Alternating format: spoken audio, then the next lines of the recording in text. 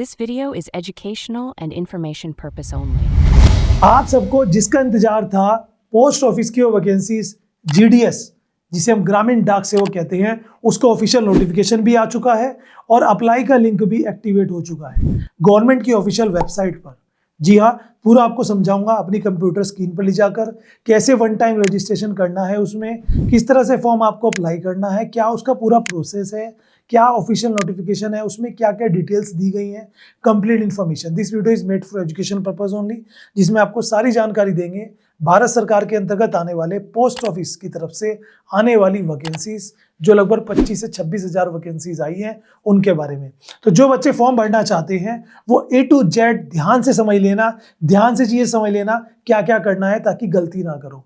इसमें 2-3 चीज़ें और ध्यान रखनी है। जब आप फॉर्म भरते हो तो हर स्टेट वाइज वैकेंसीज है, वो भी मैं आपको दिखाऊंगा किसी स्टेट में कितनी वैकेंसीज है, ताकि आप जहाँ पे ज़्यादा वैकेंसीज है वहाँ से फॉर्म भर सके।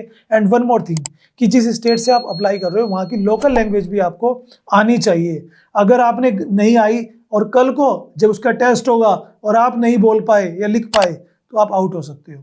बोलना, लिखना, पढ़ना तीनों आना चाहिए आपको, तो आप ध्यान रखिएगा इस बात का लिए। तो बहुत सारे बच्चे क्या करते हैं, साउथ साइड से फॉर्म भर देते हैं, गुजरात से भर देते हैं, गुजराती नहीं आती, महाराष्ट्र से भर देते हैं, मराठी नहीं आती, तो वो गलत हो जाता है। उसके अलावा कट ऑफ वगैरह की बात करेंगे। आइए स्टार्ट करते हैं आज के अपनी इस वीडियो को।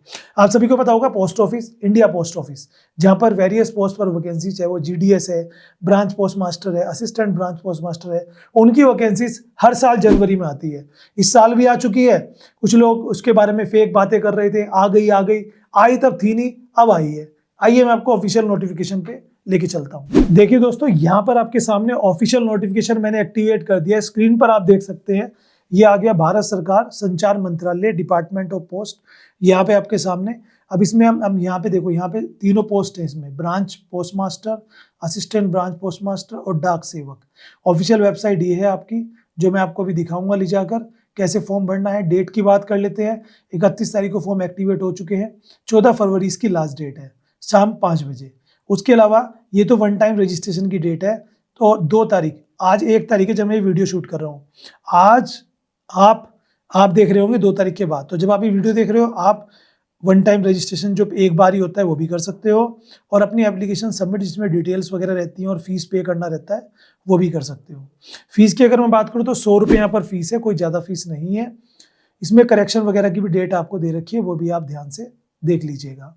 इसमें तीनों तरह की पोस्ट अवेलेबल है, सारे रूल्स लिखे हुए हैं, ठीक है, किसके लिए क्या रहता है। सभी को पता है कि जो डीडीएस है उसका रोल रहता है, एलिजिबिलिटी इसमें 10th पास आउट होती है, तो 10वीं पास है, कोई एग्जाम नहीं होता। सिर्फ और सिर्फ आपका यहाँ पर मेरिट लिस्ट आएगी, जो अप्रैल में पहली लिस्ट आने की संभावना है। इसमें जीडीएस जो रहता है उसका काम होता है घर घर जाकर डाक डिलीवर करना गांव में, ग्रामीण डाक सेवक के तौर पे, और डाक कलेक्ट करना, और जो स्टाम्प वगैरह होते हैं उनके सेल करना। असिस्टेंट ब्रांच पोस्ट मास्टर का काम होता है ब्रांच पोस्ट मास्टर की नियमों का उन्हें मानना, आदेशों को, और बाकी बैंकिंग सर्विसेज जो रहती हैं पोस्ट ऑफिस की वो देना आगे, जो पोस्ट ऑफिस स्कीम्स रहती है वो आगे देना, स्टाम्प्स वगैरह सेल करना, और जो कस्टमर्स आते हैं उनकी हेल्प करना, है ना, ये सब काम रहता है। तो यहाँ पे देखो सारा दिया हुआ है किसका क्या काम है, ऑपरेशंस होते हैं, रेजिडेंट्स वगैरह बताया हुआ है, डाक ग्रामीण डाक सेवक का सारा बताया हुआ है। ये आदि है इनका बेसिक पे, ठीक है। उसके अलावा एज लिमिट है 18 से 40 साल। ये आगे इनका एज रिलैक्सेशन, ये आप चेक करो। एज रिलैक्सेशन के बाद अगर थोड़ा और जूम कर देता हूँ मैं आपको, ये हर एक स्टेट के हिसाब से यहाँ के जो रूल्स हैं वो आ चुके हैं, तो आप जिस भी स्टेट से हो पढ़ लेना। कुछ स्पेशल स्टेट्स के रूल है, सबके नहीं है। अब अदर क्वालिफिकेशन में आपको क्या चाहिए, मान लो आपने 10th पास आउट तो हो, आपको कंप्यूटर बेसिक आना चाहिए। आपसे कहा जा सकता है कंप्यूटर बंद करके दिखाओ, कंप्यूटर खोल के दिखाओ, वर्ड खोल के दिखाओ, ये वाली वेबसाइट खोल के दिखाओ। आपको साइकिल चलाना आना चाहिए, क्योंकि आपको भले ही आप स्कूटी पे कोरियर करो बट साइकिल आपको आनी चाहिए, है ना। एक एजुकेट्स मीन्स ऑफ लिविंगहुड, अच्छे से बात करना आना चाहिए, ऐसा नहीं है कि मैनर्स ही नहीं है आपको, वो भी गलत हो जाएगा, है ना। फॉर्मेट ऑफ सर्टिफिकेशन, यहाँ पे कंसीडर सर्टिफिकेशन वगैरह ये है वो आपको यहाँ पे दिखा रखा है। अब नीचे चलेंगे और आगे समझेंगे खास बात को। यहाँ पे कुछ उनके जो डिसेबल बच्चे होते हैं PWBD, उनके लिए परसेंटेज वगैरह यहाँ पर मेंशन कर रखी है, वो भी आप चेक कर लेना। अप्लाई के लिए ऑफिशियल वेबसाइट है जो मैं आपको अभी बताऊंगा। ये आ गई ऑफिशियल वेबसाइट जहां से आपको फॉर्म अप्लाई करना है। लुक एट हियर, ये वेबसाइट जो है indiapost.gov.in/GDS ऑनलाइन एंगेजमेंट, ये आपकी वेबसाइट है। यहाँ पर आप चेक करो, गवर्नमेंट की ऑफिशियल वेबसाइट की पहचान .gov.in होता है, government.in। यहाँ पर आपको डेट वगैरह सब दे रखी है, ठीक है। अब यहाँ पे आपको जब रजिस्ट्रेशन करना है तो पहले वन टाइम रजिस्ट्रेशन करना है, जिसके लिए इस रेड वाले ऑप्शन पे आपको क्लिक करना है। यहाँ पे क्लिक करते ही न्यू रजिस्ट्रेशन वाला ऑप्शन आ जाएगा। सबसे पहले मोबाइल नंबर डालकर ईमेल आईडी आपको डाल देनी है। जैसे मैंने यहाँ पे मोबाइल नंबर अपना डाला, ठीक है, और उसके अलावा यहाँ पे मैं अपनी ईमेल आईडी डाल देता हूँ, कुछ भी डाल दीजिए, मान लीजिए मैंने ये डाल दिया। और उसके बाद एक OTP आएगा, वो यहाँ पे आपको डालना है, दूसरा OTP आएगा, वो यहाँ पे आपको डालना है।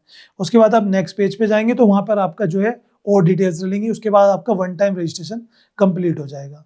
जैसे आपका वन टाइम रजिस्ट्रेशन कंप्लीट होता है, ठीक है, तो समझिए कि आपको जो है यहाँ पर, जी हाँ, ये चीज़ें आपकी पूर्ति हो चुकी है।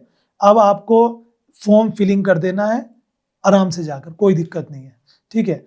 तो फॉर्म वगैरह तो आप भर लेंगे, मैंने आप पहले भी फॉर्म भर चुके होंगे, और जो जानकारी है जो विशेष है वो मैं आपको यहाँ पर देने वाला हूँ, उसको ध्यान से देख लेना, ठीक है। अब सबसे पहले बात करते हैं किसी स्टेट में कितनी वैकेंसीज यहाँ पर हैं, जो कि सबसे इम्पोर्टेंट चीज़ है। एक इन्होंने फॉर्म वगैरह की डिटेल्स भी दी हुई है, अगर आपको कोई इशू है एक बार नोटिफिकेशन डिस्क्रिप्शन में मैं दे दूंगा, अप्लाई लिंक के साथ जरूर से चेक कर लेना। जो वन टाइम रजिस्ट्रेशन करोगे उसमें पासवर्ड कैसे रखना है, क्या है, वो सब भी यहाँ पर मेंशन है, वो भी आप यहाँ पे चेक कर लीजिएगा। अब आगे चलेंगे तो यहाँ पे फीस 100 रुपीज़ है, आपको मैंने बताया ही। अब चलते हैं यहाँ पर, अच्छा, फोटो वगैरह जो अपलोड करोगे उसका साइज क्या रहने वाला है। एक एक चीज़ आप जो पहले फॉर्म भरते हैं उन्हें पता है, तो ज़्यादा मुझे इसके बारे में बताने की ज़रूरत नहीं है। अब यहाँ पे समझते हैं, जैसे कि मैंने बताया आपको कि जिस स्टेट से आप अप्लाई करोगे वहाँ की लोकल लैंग्वेज आपको आनी चाहिए।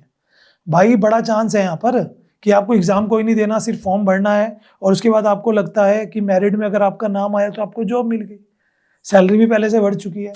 हर स्टेट की अलग लैंग्वेज है, अगर आप जिस स्टेट से अप्लाई कर रहे हो वहाँ की ये वाली लैंग्वेज आपको आती है तो ही आप फॉर्म भरिएगा, बाकी गलती मत करिएगा, पछताओगे बाद में, ठीक है। उसके अलावा जो नंबर ऑफ लिस्ट आई है वो मैं आपको दिखा देता हूँ। ये एक सेकंड रुकिए, ये उन्होंने कैलकुलेशन दे रखी है, किस हिसाब से यहाँ पर फैक्टर माना जाएगा, किस हिसाब से मार्क्स माने जाएंगे, ठीक है। लीजिए ये चेक करो, यहाँ पर सबसे ज़्यादा जो वैकेंसीज देखने को यहाँ पर मिलेंगी आपको, उत्तर प्रदेश में 3000 से ज़्यादा वैकेंसीज हैं, ठीक है। उसके अलावा जो ज़्यादा वैकेंसीज है वो वेस्ट बंगाल में लगभग 3000 के आसपास वैकेंसीज है, मध्य प्रदेश में 2100 के आसपास वैकेंसीज है, और केरला में 1700 के आसपास है, तमिलनाडु में भी 2000 है। इस हिसाब से टोटल वैकेंसीज यहाँ पर जो आउट हुई है वो 28,635 वैकेंसीज है, जिसके लिए आप अप्लाई कर सकते हैं। अप्लाई का लिंक मैंने डिस्क्रिप्शन में दे दिया है, यहीं जाकर अप्लाई करना है। अगर आप इंटरेस्टेड है इस जॉब के लिए तो ध्यान रखिएगा लैंग्वेज का, ध्यान रखिएगा आपकी परसेंटेज का। अब जैसे आपकी परसेंटेज मान लीजिए 89.677 ऐसे है, तो दशमलव के 3 अंकों तक आप अपने डालिए जब फॉर्म भरेंगे, या फिर 7 को हटाकर 89.68 कर लो। कुछ बच्चे क्या करते हैं, इसको राउंड में करके 89.7 कर देते हैं, मत कर। एग्जैक्ट जो आपकी परसेंटेज है वही आपको मेंशन करनी है। अगर दो बच्चों की परसेंटेज सेम होती है तो उनके अल्फ़ाबेट्स के हिसाब से उन्हें सेलेक्ट किया जाता है, जैसा गवर्नमेंट का रूल है।